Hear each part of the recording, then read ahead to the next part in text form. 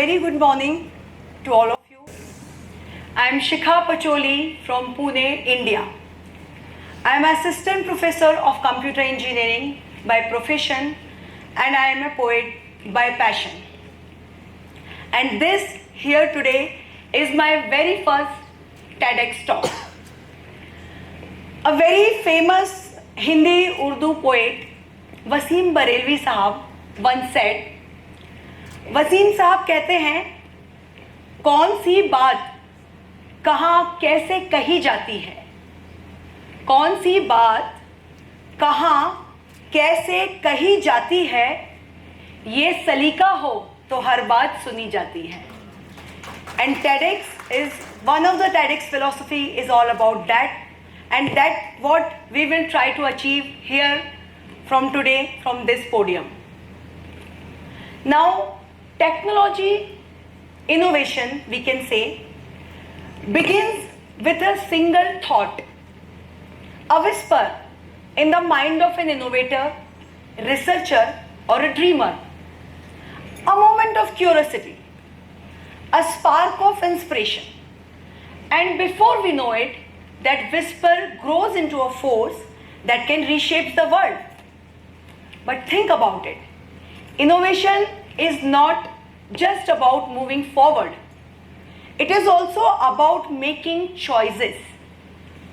With every step of the progress, we stand at an ethical crossroad.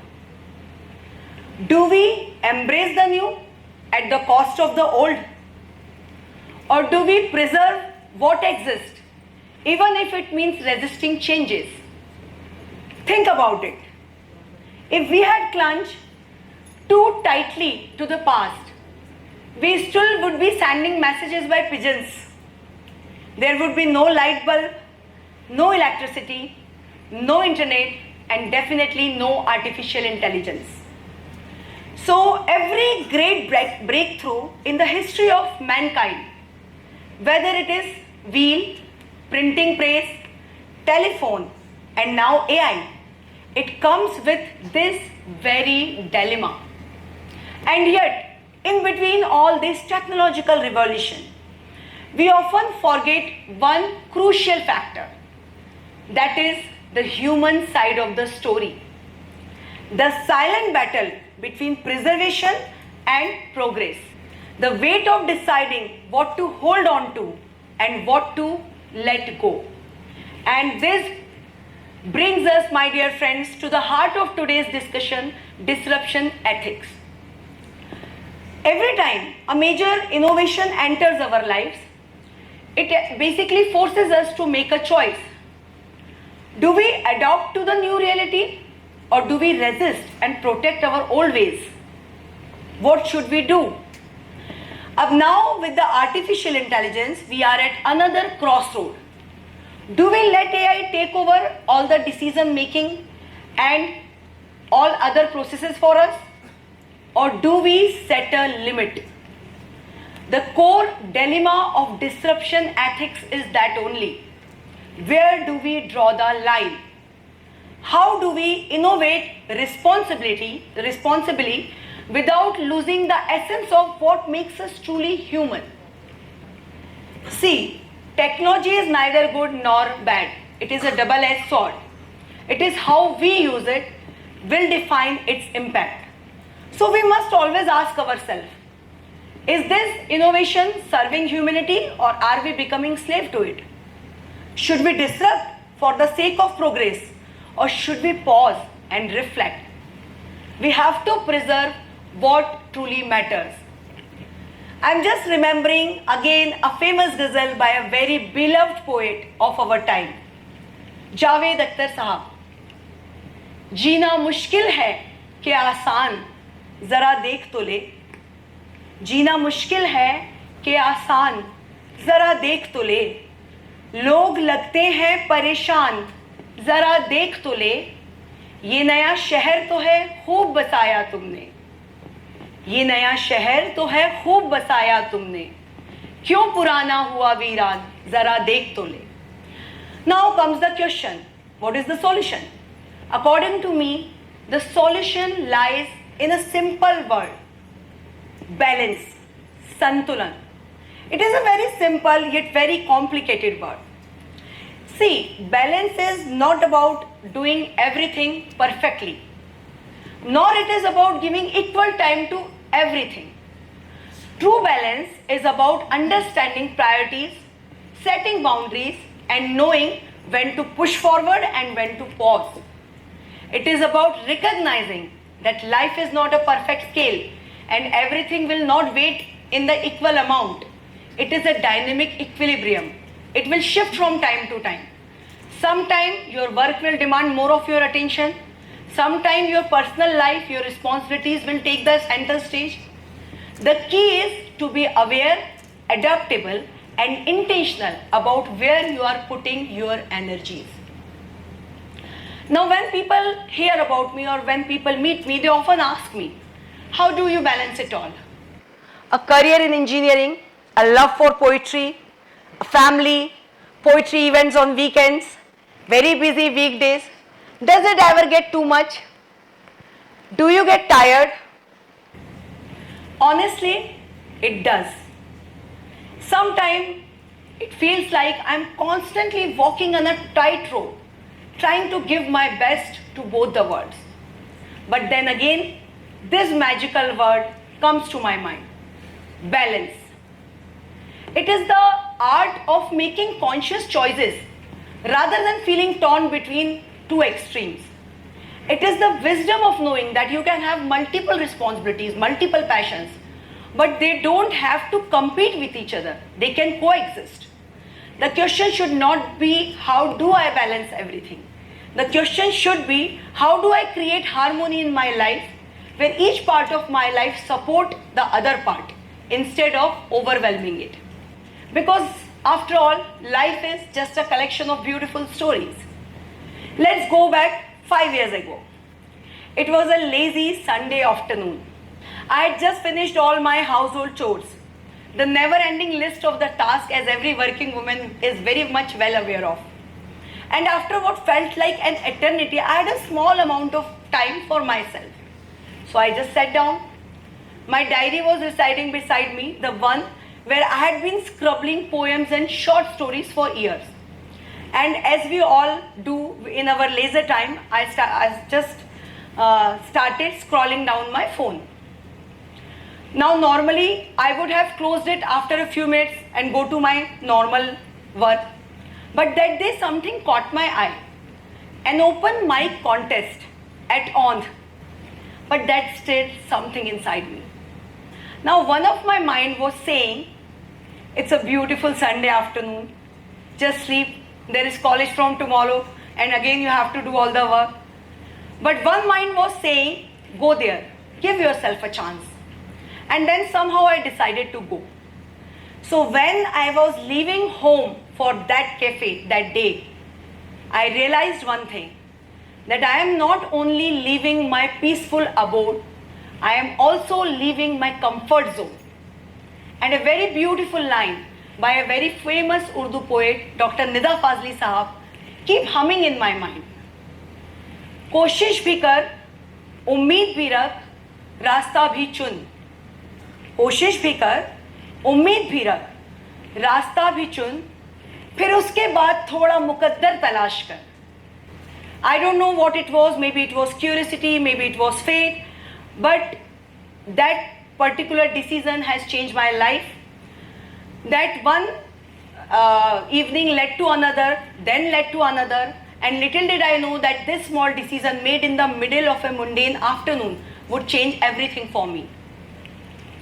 Before I knew, I was not only a mother, a professor, I was a poet also, standing under the spotlight, sharing my words, my emotions, my story to the whole world. So this is Majroo Sultanpuri once wrote, मैं अकेला ही चला था जानिबे मंजिल मगर, मैं अकेला ही चला था जानिबे मंजिल मगर, लोग साथ आते गए और कारवां बनता गया. And that is the thing, my friends, with the disruption also.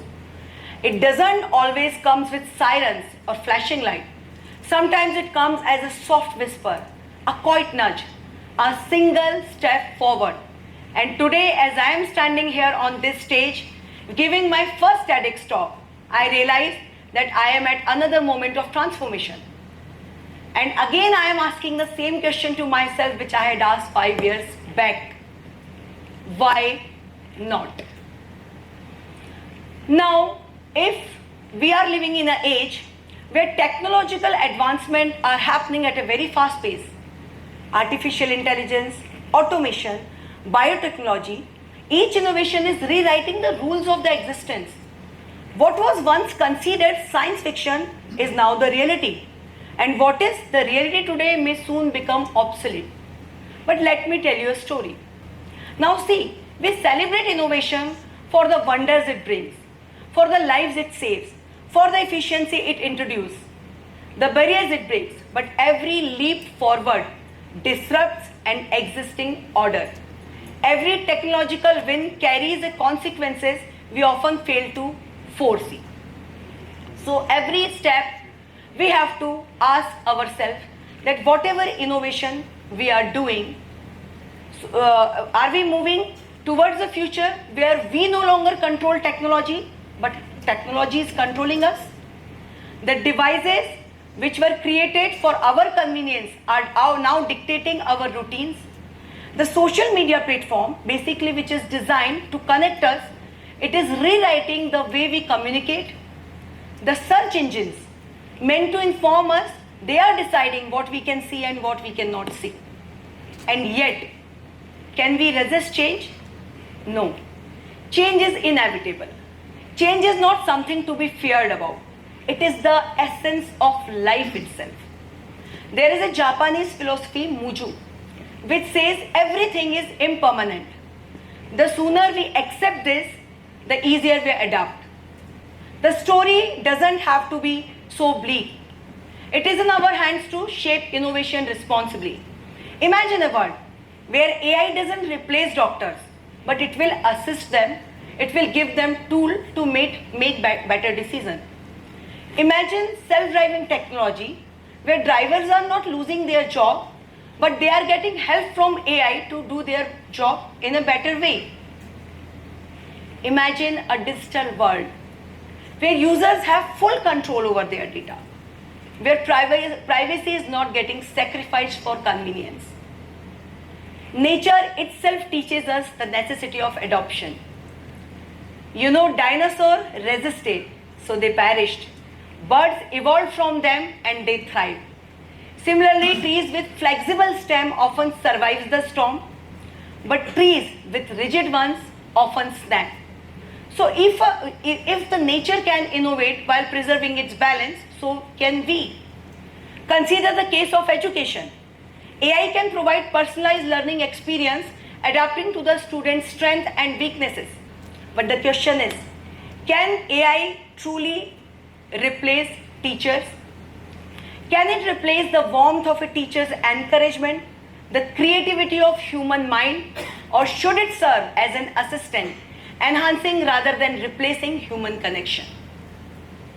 The challenge is knowing what to protect and what to let go. AI can now compose music, generate poetry, it can even create painting. But can AI truly feel the pain of the heartbreak?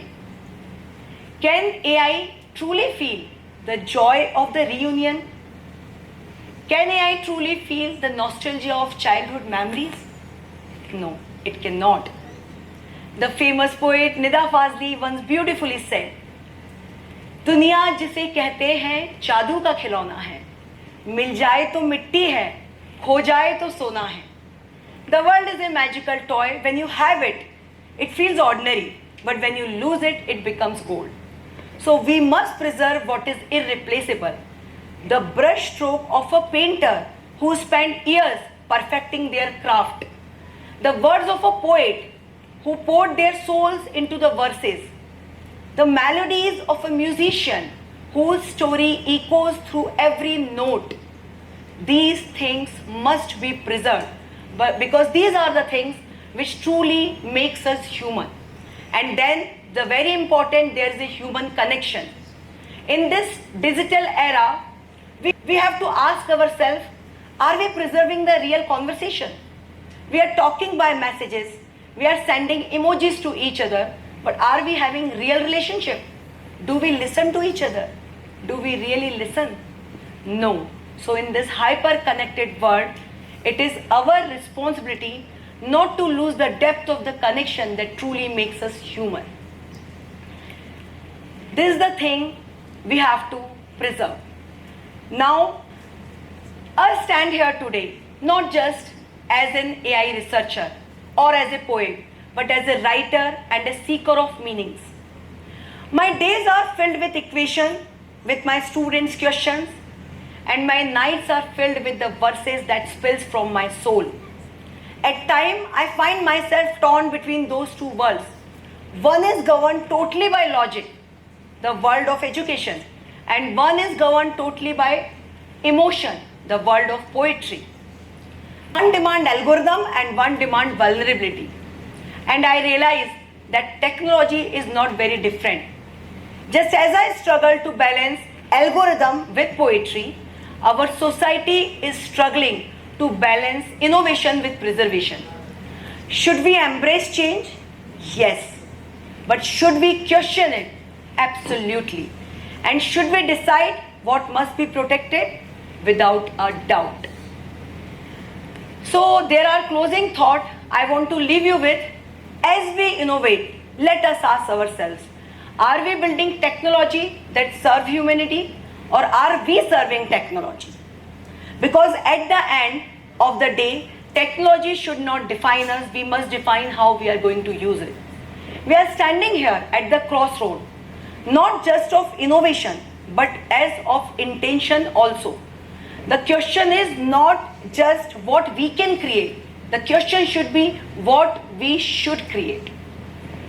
And because of the most powerful disruption are the ones that makes the world not just smarter but kinder.